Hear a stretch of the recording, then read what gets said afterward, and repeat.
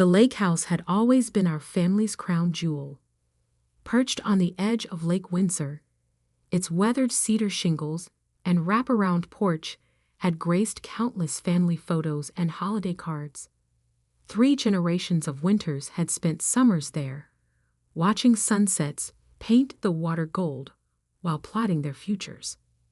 I adjusted my blazer, simple, black, tasteful, as I walked into the lawyer's office. My sister Audrey was already there, of course, wearing something designer and inappropriate for a will reading. Dad sat beside her, his silver hair perfectly coiffed, while Mom dabbed dry eyes with a monogrammed handkerchief. They were nothing if not committed to appearances.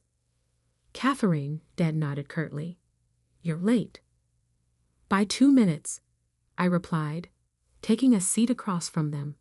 Traffic from the airport. Still flying commercial. Audrey wrinkled her nose. God, that must be awful. I didn't bother telling her I'd flown private, my company's jet. Not that they knew about it. They all thought I was still struggling along at my little tech startup, trying to make it in a man's world. That's what Dad always called it, usually while suggesting I come work for him instead. Mr. Davidson, the family lawyer, cleared his throat. "Now that everyone's here, we can begin." He adjusted his wire-rimmed glasses, shuffling papers importantly. "As you know, we're here to discuss the distribution of assets following Harold Winter's retirement." "Semi-retirement," Dad corrected quickly. "I'm just restructuring things." "Right, because having a stroke last month and being forced to step down was all part of his master plan. Of course," Davidson continued smoothly, "the main item of discussion is the distribution of property, specifically the Lake Windsor estate." Ah, there it was, the real reason for this meeting. The lake house had been in our family for generations, passed down from father to son until my grandfather had the audacity to only produce my father, who in turn had the misfortune of having 2 daughters. "I've given this a lot of thought," Dad began, using his CEO voice, the one that had terrorized boardrooms for 30 years. "The lake house is a significant responsibility. It needs someone who understands its heritage." I bit back a smile. Heritage. That's what he called the country club memberships, the summer yacht parties, the careful cultivation of the right sort of connections. Never mind that the property had been mortgaged to the hilt 5 years ago when his company hit troubled waters. Waters he'd refused to see coming. "Therefore," he continued, "it's decided. Audrey deserves the lake house more." Audrey preened, already mentally redecorating. Mom sniffed appropriately into her handkerchief. "After all," Dad added, looking at me, "you're so busy with your project in the city. You wouldn't have time for the responsibilities of maintaining such a property." My project, my rapidly growing tech company that had revolutionized artificial intelligence in healthcare. The one that had made me a billionaire before 40. Not that they'd bothered to read any of the business news articles about it. Besides, Audrey smirked, I'd practically live there already. All those charity events I host, the connections I maintain, the wild parties you throw when Dad's not looking, I supplied helpfully. The ones that got written up in the gossip columns last summer. She flushed. That was a networking event. If you say so. I opened my laptop, typing in my password. But before we proceed, there's something you should probably know about the lake house.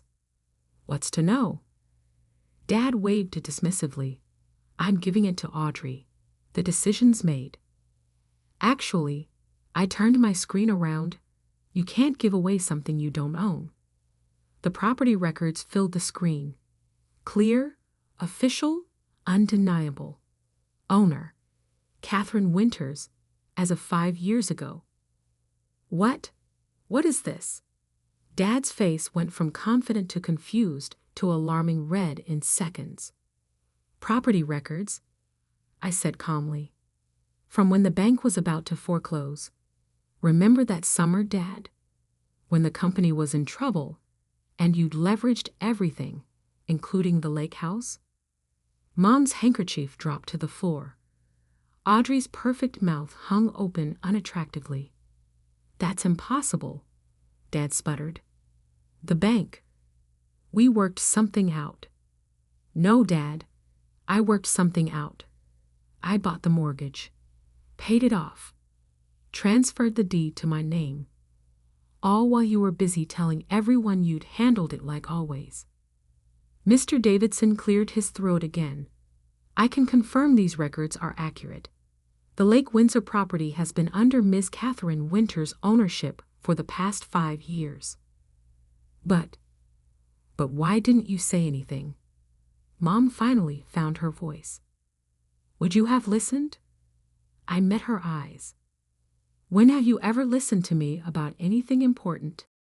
The silence that followed was heavy with decades of dismissed achievements and ignored warnings. You can't do this. Audrey stood up, her designer dress rustling dramatically. Daddy, tell her she can't do this. Actually, she can, Davidson interjected. And given that the property's mortgage history shows multiple missed payments before Ms. Winter's acquisition, she quite possibly saved it from bank possession. I closed my laptop quietly. I've maintained the property, paid the taxes, even kept on old Mr. Jenkins as groundskeeper. Though I doubled his salary and gave him health insurance. You've been paying Jenkins? Dad looked like he might have another stroke. But I've been sending him checks, which he's been returning to your account. I finished. On my instructions. I wanted to see how long it would take you to notice. 5 years, Dad. 5 years of checks being returned, and you never once checked the accounts. Mom started crying then. Real tears this time, not the decorative kind she usually employed at country club functions. But what about my summer parties? Audrey wailed. My social connections? You mean the parties that almost got the property seized by the police twice? I raised an eyebrow. The networking events that led to 3 lawsuits I quietly settled. She sank back into her chair, suddenly looking very young and very lost. The lake house isn't a toy, I said quietly. It's not a status symbol or a party venue. It's the last piece of our real family heritage, before everything became about appearances and social climbing. And I protected it, just like I tried to protect the company before Dad stopped listening to my warnings about digital transformation. My company is fine, Dad snapped, but without his usual conviction. Your company's stock dropped 60% last quarter, I corrected. You're losing market share to tech-focused competitors, which is why I bought controlling interest last week. That was the other bomb I'd planned to drop today. Might as well get it all out at once. You what? Dad gripped the armrests of his chair. We can discuss the company later. I stood up, gathering my things. For now, let's focus on the lake house. I'll have my assistant send over the summer schedule. You're all still welcome to use it, under proper supervision, with signed agreements about liability and behavior expectations. Like children, Audrey spat. You're treating us like children. No, I headed for the door. I'm treating you like the irresponsible adults you've proven yourselves to be. Mr. Davidson will send over the paperwork. Oh, and Audrey? The next time you want to throw a networking event, try actually networking. Your Instagram followers don't count as business connections.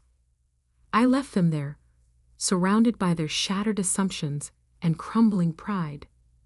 Through the window, I could see the lake in the distance, its waters calm and unchanging. just like the truth I'd been protecting all these years. Because sometimes the best revenge isn't just owning something, it's being the only one who truly understood its value in the first place. The drive to the lake house felt different now that everything was in the open. My Tesla glided silently along the familiar curves of Lake Windsor Road, past the gates that now had my company's security system discreetly installed. Mr. Jenkins waited at the end of the driveway, his weathered face breaking into a warm smile. "Ms. Catherine," he touched his cap. "They've been calling non-stop." I expected as much. I handed him a coffee, his usual order from the artisan roaster in town. "Any actual emergencies?" "Well," he chuckled, "Miss Audrey tried to get in with a moving van this morning. Said she was claiming her rightful property before you could change the locks." "Which were already changed last week," I finished, remembering the security update notification on my phone. "How did she take it?" "Had quite a fit. Threatened to call the police until I showed her the new property registration and security protocols. Then she peeled out in that fancy car of hers, spraying gravel everywhere." He shook his head. "Your father showed up about an hour ago. He's waiting on the porch." Of course he was. Dad had always treated the lake house's wraparound porch like his personal throne room, holding court while overlooking his domain. Except it wasn't his domain anymore. "Thanks, Howard. Take the afternoon off. Full pay, of course." "Actually," he hesitated, "I'd rather stay, in case they come back." I nodded, understanding his loyalty. He'd watched me grow up here, had taught me to fish off the private dock while Audrey complained about the smell. He'd been the one to quietly alert me when Dad started missing mortgage payments 5 years ago. Dad stood as I approached, trying to maintain his CEO posture despite the slight tremor in his left hand, a remnant of the stroke that he pretended hadn't changed everything. "Catherine," he began, then stopped, taking in my appearance. The simple blazer he'd mocked earlier was Armani. The practical flats were Louboutin. Small details that spoke of wealth. Real wealth, not the leveraged lifestyle he'd maintained. "You look successful," he said finally. "I am successful, Dad. You just never bothered to notice." He sank into one of the handcrafted Adirondack chairs, the ones I'd had specially made by local artisans, replacing the gaudy imported furniture Audrey had insisted on. "The company," he said, staring out at the lake. "You really bought controlling interest. 47% of voting shares." I took the chair opposite him. "Another 15% in proxy agreements with board members who've lost faith in the current leadership." "Lost faith?" His voice cracked. "I built that company. And then you stopped building, stopped innovating, refused to see that the market was changing." I pulled out my tablet, bringing up the company financials. "Look at these numbers, Dad." "Really look at them." He did, and I saw the moment reality finally broke through his denial. The declining profits, the market share bleeding to tech-focused competitors, the innovation gap that was becoming a chasm. "It's not too late," I said quietly. "The company has good bones, a strong foundation. It just needs to evolve." "Under your leadership," he said bitterly. "Under competent leadership. Something you used to understand before you started caring more about your golf handicap than quarterly R&D reports." That hit home. He'd missed 3 board meetings this year alone, all for golf tournaments. And the lake house, he gestured around us. Was this just another hostile takeover? No, Dad. This was me protecting our real legacy. The one place in our family that still meant something true. I stood up, walking to the porch railing, Remember teaching me to sail out there? Before Audrey turned the boat dock into a floating cocktail bar, he smiled despite himself. You were a natural. So focused, so determined to understand every detail. The same way I was focused on warning you about the company's tech gaps, about the market shifts you ignored. The smile faded. Catherine, I tried to tell you, Dad. For years I tried. But you and Audrey were too busy playing aristocrats to see what was happening. The missed mortgage payments, the declining market share, the competitors eating away at your core business. So you just took over? Secretly bought everything out from under us? No, I turned back to face him. I built something of my own first, made my own fortune, my own name. Then I protected what mattered while you were busy pretending nothing needed protecting. My phone buzzed, a notification from the security system. Audrey's back. With Mom this time. The Mercedes swept up the driveway moments later, gravel crunching under expensive tires. Mom emerged first, still dadding at her eyes. Audrey stormed up the steps, designer heels dangerous on the wooden boards. Did you change the dock access codes too? She demanded. My friends are coming this weekend for the regatta. You mean the illegal poker games you've been hosting on my boat? I raised an eyebrow. The ones that violated 3 state gambling laws. She deflated slightly. Those were networking opportunities. They were stupid risks that could have cost us everything. Again, I pulled out another tablet, bringing up surveillance photos. Like these little gatherings? The ones with certain controlled substances being passed around. Mom gasped. Audrey went pale. I've spent 5 years protecting this property, I continued. From bank seizure, from police raids, from your networking disasters. And now, I gesture around us. Now it's going to be what it was always meant to be. A family legacy, not a party venue. But it's summer. Audrey wailed. The social season is canceled, I finished. At least your version of it. The lake house will still host events. Charity fundraisers. Real ones, not tax write-offs. Environmental symposiums. Youth sailing programs. Sailing programs? Dad looked up sharply. Like the ones you used to run. I nodded. Before everything became about status instead of substance. Mom sank into a chair, looking around like she was seeing the place for the first time. The carefully maintained gardens. The historic architecture preserved instead of modernized. The subtle security systems protecting it all. You've been maintaining everything, she said softly. All this time. Someone had to, I replied. Someone had to remember what this place really meant. Audrey opened her mouth, probably to protest again, but a commotion from the driveway interrupted her. A group of kids, maybe 12 or 13, were piling out of a van marked Lake Windsor Youth Sailing Academy. Right on time, I checked my watch. The first class of the summer program. Summer program? Dad stood up, watching the kids excitedly pulling on life jackets. You're really teaching kids to sail? Yes, starting with those who could never afford lake access before. I smiled at Howard, who was already heading down to help with the boats. Some things are worth more than social status, Dad. Some legacies are about more than just money. The kids' laughter carried across the water, bright and real and full of possibility, just like the lake house used to be, before we all grew up and forgot what mattered. You can stay, I told my family.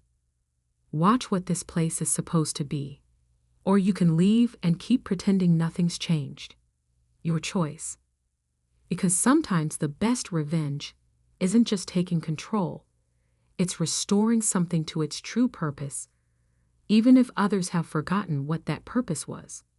3 months after the revelation at the lawyer's office, Lake Windsor sparkled under a perfect summer sunset. The sound of children's laughter mixed with the gentle lapping of waves against the dock, so different from the thumping bass of Audrey's parties that used to echo across the water. I stood on the porch, watching the last sailing class of the day return to shore. Howard Jenkins supervised as the kids properly stowed their gear, teaching them the same respect for equipment and tradition that he'd once taught me.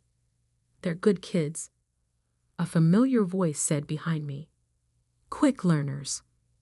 I turned to find Dad watching the scene, leaning slightly on his cane, a concession to reality he'd finally accepted after the second minor stroke scare.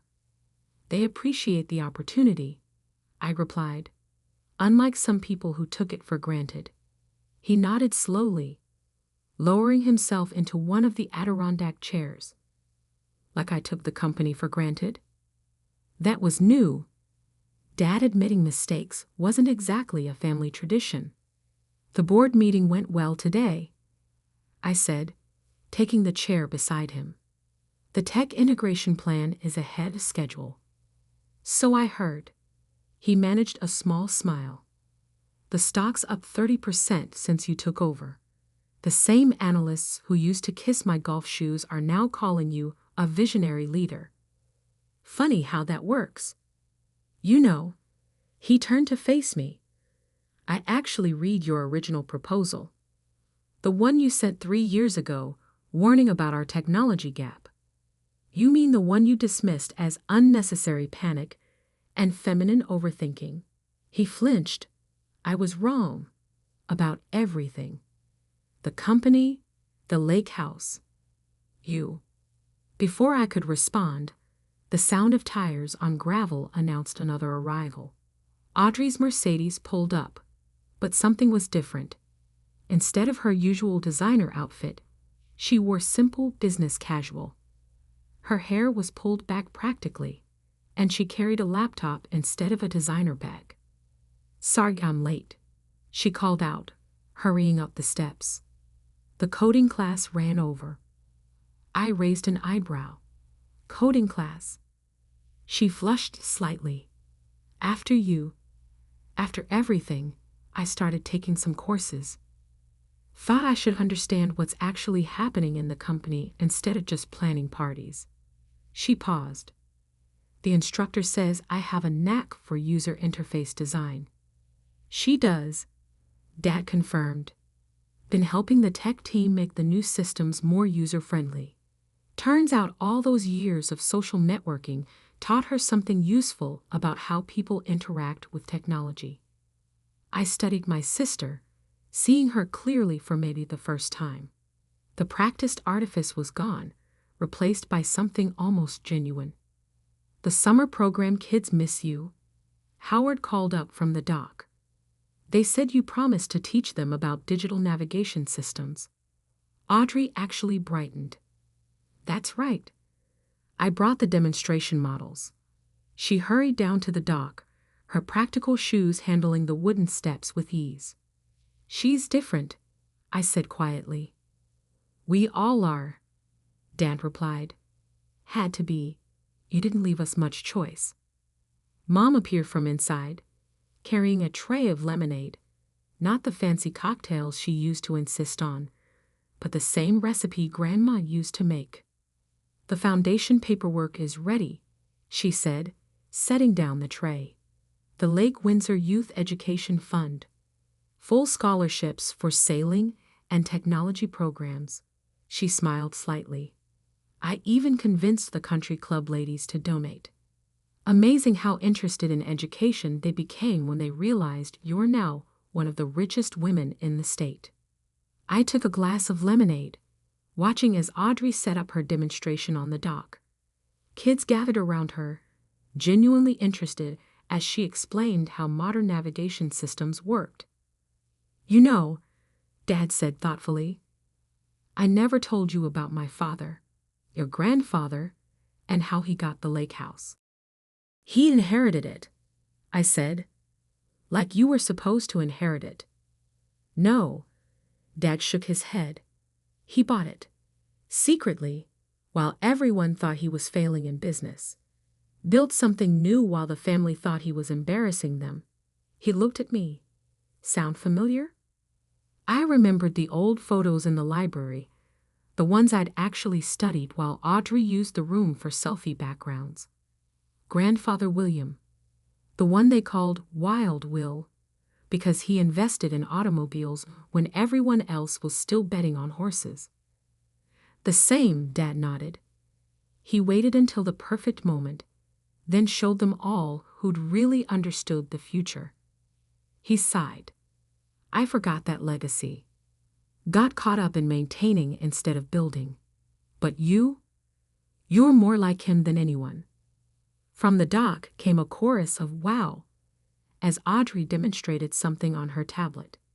Howard stood nearby, smiling proudly at his newest batch of students. The fall program starts next week, I said.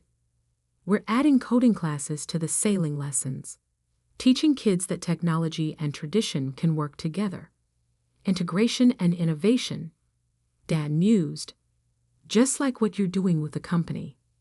Speaking of the company, I pulled out my tablet. The board approved my new proposal. We're creating a heritage division, preserving the best of our history while building for the future. It needs a director. He straightened. Catherine, someone who understands both where we came from and where we need to go. Someone who's learned the hard way what happens when you stop innovating. I slid the tablet over. Interested? He picked it up with slightly shaking hands. You trust me, after everything? Trust is earned, I said firmly. Just like respect, just like success. You taught me that once, before you forgot it yourself. Mom appeared with more lemonade, just as Audrey's students broke into applause. The sunset painted everything in gold. The water, the dock, the familiar shingles of the house that had seen generations of winters learn, fail, and grow. I found something in the library, Mom said softly, pulling out an old photograph. From the day your grandfather bought the lake house. The picture showed William Winters standing proudly on these same porch steps, a subtle smile playing on his lips. Behind him, his own family looked on with mixed expressions of shock and dawning respect. History repeats, Dad said, looking from the photo to me. Only if we learn from it, I replied. Down at the dock, Audrey was wrapping up her lesson. The kids helped pack up the equipment, showing the same care Howard had taught me years ago. One young girl lingered, looking up at the house with dreaming eyes. That'll be yours someday, Howard told her, following her gaze. If you work hard and learn well. Ms. Catherine proved that anything's possible here. I smiled, remembering being that girl, having those dreams. The lake house had always been magic, not because of its monetary value or social status, but because of its ability to inspire, to teach, to transform. The next board meeting is Thursday, I told Dad. The Heritage Division presentation is first on the agenda. He nodded, a familiar spark of purpose returning to his eyes. I'll be ready. I know you will be, I said. Just remember, we're not in the business of maintaining anymore. We're in the business of building. As the sun set on another Lake Windsor evening, I watched my family slowly finding their real purpose. Mom organizing educational programs instead of social events. Audrey teaching instead of partying. Dad learning to build again instead of just preserving. Sometimes the best revenge isn't just proving people wrong. It's helping them become right. And as the last light painted the lake in shades of possibility, I knew Grandfather William would have approved. Because true legacy isn't about what you own. It's about what you build, what you teach, and what you leave better than you found it. That's what the lake house had always been meant for. That's what we had all finally learned to see.